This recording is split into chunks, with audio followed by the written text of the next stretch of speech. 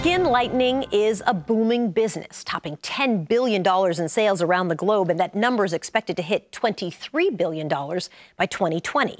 The Oscar award-winning actress Lupita Nyong'o said growing up in Kenya, she was bombarded with advertising for skin bleaching products that promoted light skin as more beautiful, and that damaged her self-worth.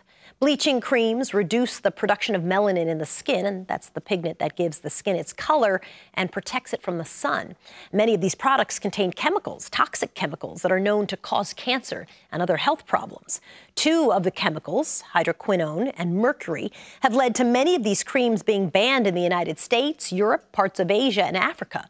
And despite the risks, millions of women use these creams daily. Amira Adawe is a Somali-American public health advocate from Minnesota who's been working to change the culture of beauty. I sat down with her recently. So nice to have you with us. Thanks for having me. Tell me why you thought this was an important issue to study. Yeah, originally I'm from Somalia, and so growing up in Somalia and Africa, I've seen a lot of people that practice skin lighting, including members in my family, and so I became so much interested in studying this.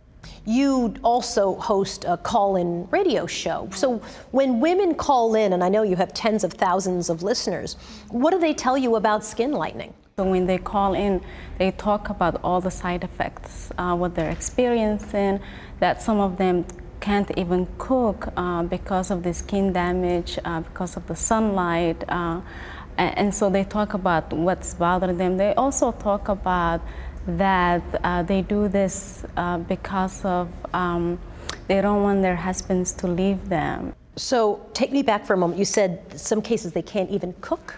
Yes. What do you mean? Because some of the skin lightening products have toxic chemicals like hydroquinone and topical steroids, and one of the side effects is that they can't tolerate any heat or sunlight. So they can't stand near the stove. Yes. And they can't be outside. Yes. So the women you're talking to are well aware of the dangerous impact of these creams? A lot of them, they were not aware of this. They just buy it because somebody tells them that these are products that you can use if you want to change your skin color, and so they will buy it and use.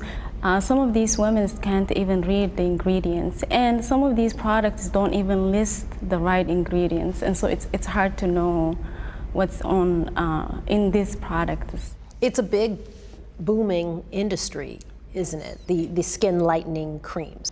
Is the part of the dilemma, though, if it's a cultural conversation, to say that, no, your skin tone is beautiful, but these women are all working in an environment where, frankly, the larger society says, no, actually, we prefer you to be lighter. I mean, we see it every single day. I know Meghan Markle was talking about, and this happens to me too, like getting rid of your freckles, trying to make you as light as possible. Kerry Washington, completely sort of bleached out when she made a magazine cover. Those things seem very intentional to me. Like, she's attractive, but she'd be better if she were lighter.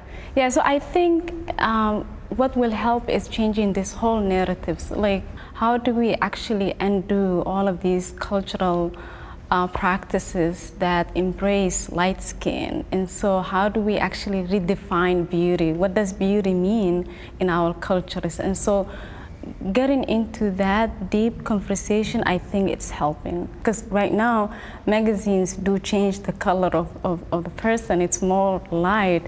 And so hopefully in the future, when all of that changes, I think it will change the whole narrative of light skin being beauty. I see all of these celebrities, they're leaders, and so a lot of people look up to them as role models, and so they have to find a way to really undo all of that.